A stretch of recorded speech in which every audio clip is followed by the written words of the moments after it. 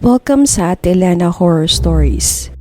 Kung isa ka sa regular na tagapakinig sa aming channel, maraming salamat sa patuloy na pagtangkilik sa aming kwentong horror at kababalaghan. At kung first time mo sa Ate Elena Horror Stories, sana ay ma-enjoy mo ang kwento ngayong gabi. Saan ka ba nakikinig ngayon? Maaaring mag-iwan ng komento sa video na ito. Maraming salamat po. Magandang gabi at Elena. Ako ay si Eva.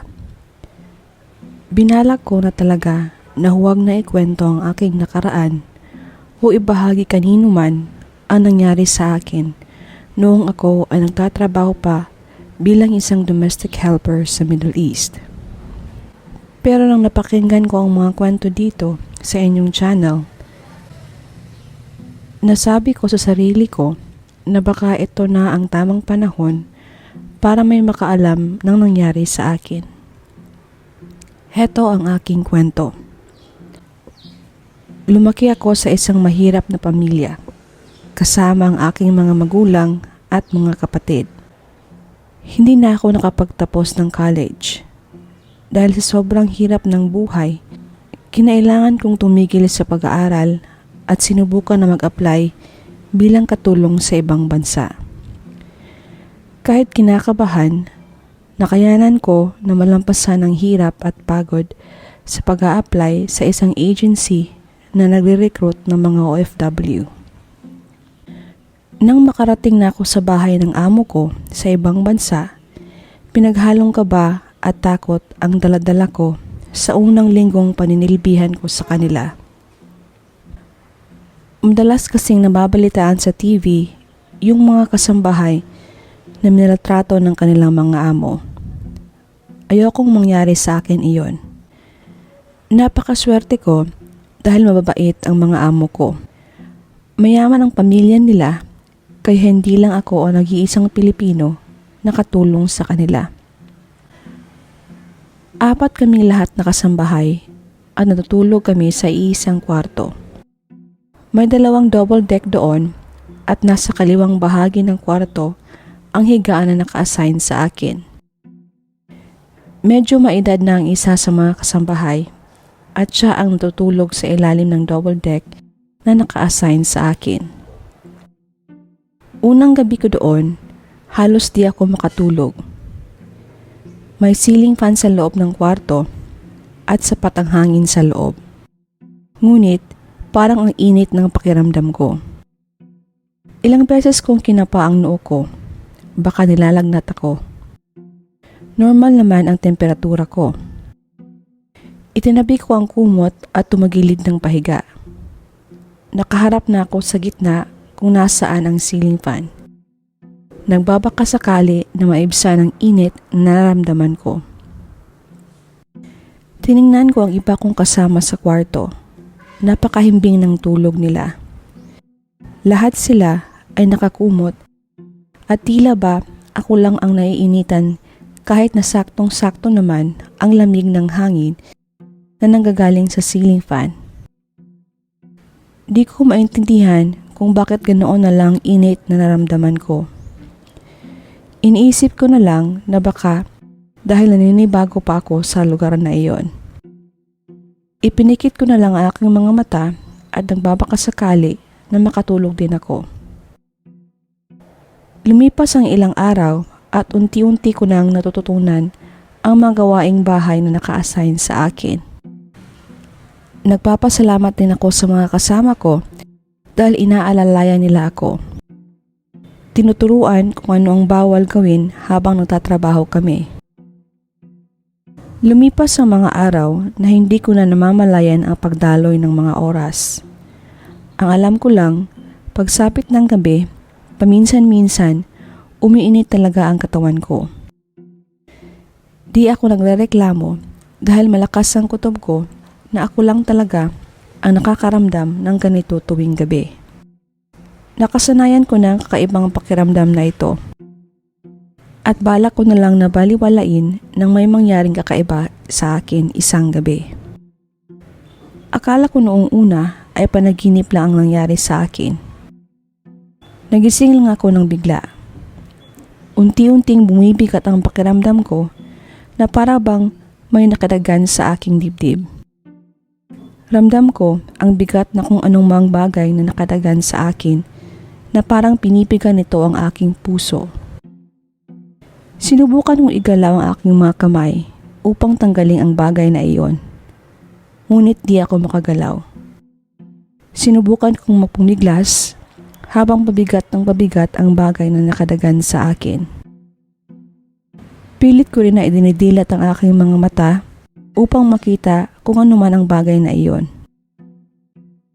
Ngunit wala akong kontrol sa aking sarili.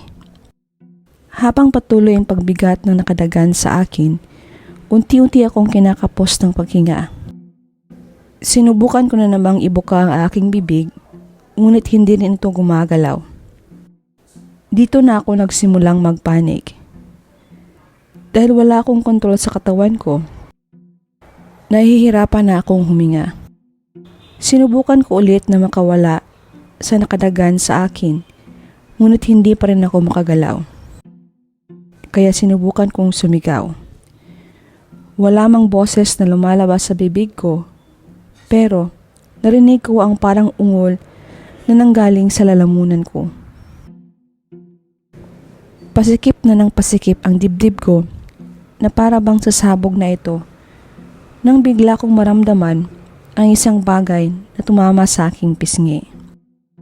Bigla akong napadilat at ang unang nakita ko ay ang nag-aalalang mga mukha na kasama kong mga kasambahay. Tinulungan nila akong makabangon mula sa aking higaan at pinainom ng tubig. Nagtanong sila kung binabangungot ba ako. Kung ilang beses na itong nangyari sa akin. Ang sabi ko sa kanila ay ito ang unang pagkakataon na nakaranas ako ng ganito. At ang nakapagtataka pa ay gising na gising ako. At ikinuwento ko rin sa kanila na ilang gabi na rin akong nakakaramdam na parang ang init-init ng katawan ko. Nagkatinginan ang tatlong kasama ko sa sinabi ko. Napakunot-no ako sa naging reaksyon nila. Di man sila nagsasalita, ramdam ko na may kakaiba sa naging reaksyon nila.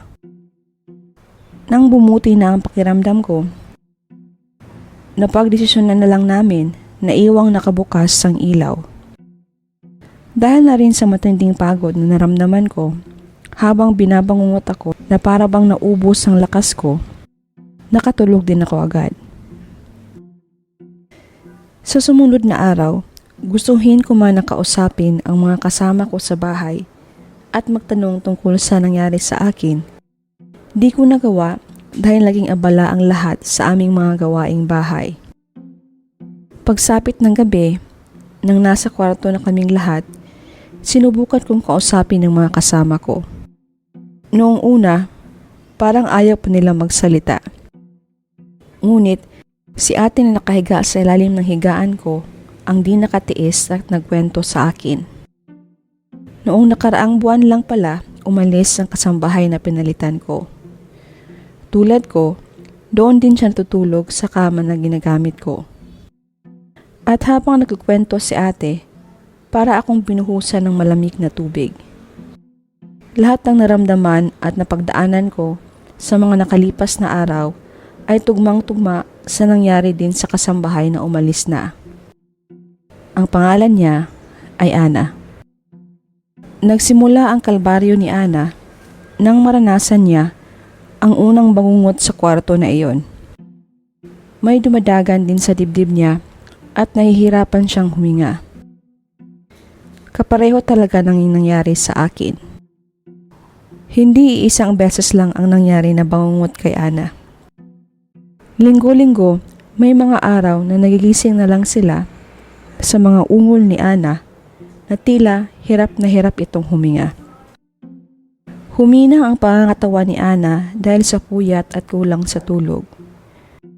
Palagi na rin siyang nagkakasakit na para bang unti-unting kinakain ng bangungot ang kanyang kaluluwa. Nang matapos ang kwento ni ate tungkol kay Ana, napaiyak na lang ako. Ano na ang mangyayari sa akin, Ate Elena?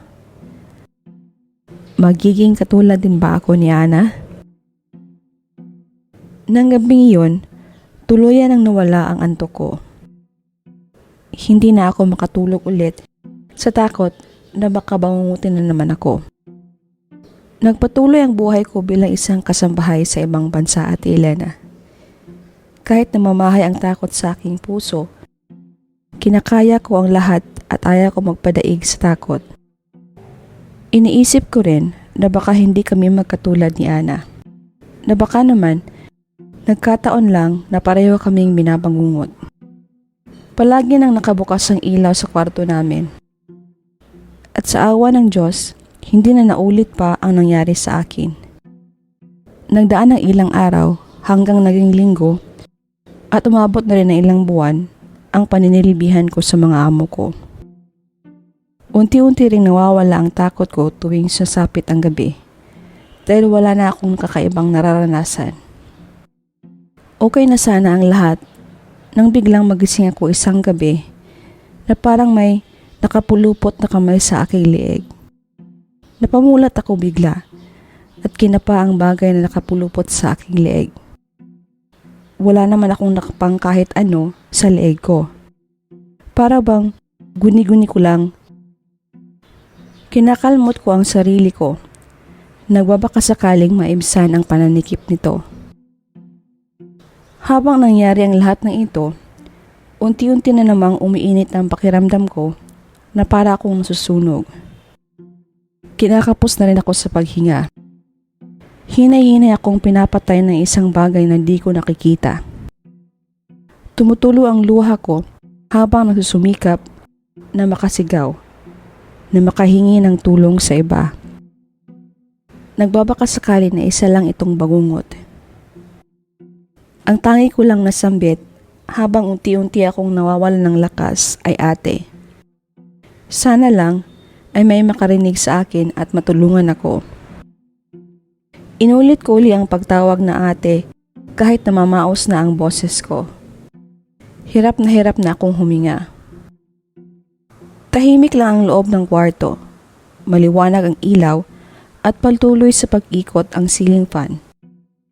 Ang mga bagay na tanging saksi sa nangyari sa akin.